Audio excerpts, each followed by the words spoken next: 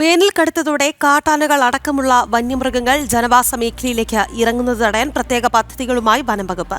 ഓരോ പഞ്ചായത്തിലും ജനജാഗ്രതാ സമിതി യോഗങ്ങൾ ചേർന്ന് PRTകളുടെ പ്രവർത്തനവും നിരീക്ഷണവും ശക്തിപ്പെടുത്തുന്നതിനുള്ള പ്രവർത്തനങ്ങളാണ് ആദ്യഘട്ടത്തിൽ പുരോഗമിക്കുന്നത്. കൂടുതൽ മേഖലകളിലേക്ക് RRTകളുടെ നിയോഗിക്കാനുള്ള നടപടികളും ആരംഭിച്ചു.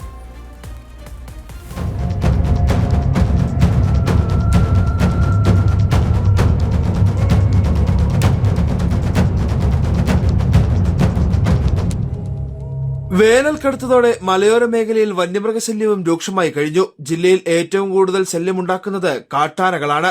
മൂന്നാർ, ചിന്നക്കനാൽ, മുള്ളരിങ്ങാട്, പീരുമേട് ഉൾപ്പെടെയുള്ള മേഖലകളിൽ വലിയ നാശനഷ്ടങ്ങൾ കാട്ടാനക്കൂട്ടം ഇതിനോടകമുണ്ടാക്കി. ഇവയ്ക്ക് പുറമെ കാട്ടുപോത്തുകളും കടുവയും പുലിയും ഉൾപ്പെടെ ജനവാസ മേഖലയിൽ ഭീതി വിതയ്ക്കുകയാണ്. വരും ദിവസങ്ങളിൽ വന്യമൃഗശല്യം രൂക്ഷമാകാനുള്ള സാധ്യത മുന്നിൽ കണ്ടാണ് വനംവകുപ്പ് പ്രത്യേക പദ്ധതികൾ ആവിഷ്കരിച്ചിരിക്കുന്നത്. സംസ്ഥാന സർക്കാരിന്റെ 10 കർമ്മ പദ്ധതിയിൽ ഉൾപ്പെടുത്തി ജനജാഗ്രതാ സമിതികൾ ചേർന്ന് പ്രതിരോധ മാർഗങ്ങൾ ചർച്ച ചെയ്യുകയും നാട്ടുകാരെ ഉൾപ്പെടുത്തി PRDയുടെ പ്രവർത്തനം ശക്തിപ്പെടുത്തുകയുമാണ് ആദ്യഘട്ടത്തിൽ ചെയ്യുക.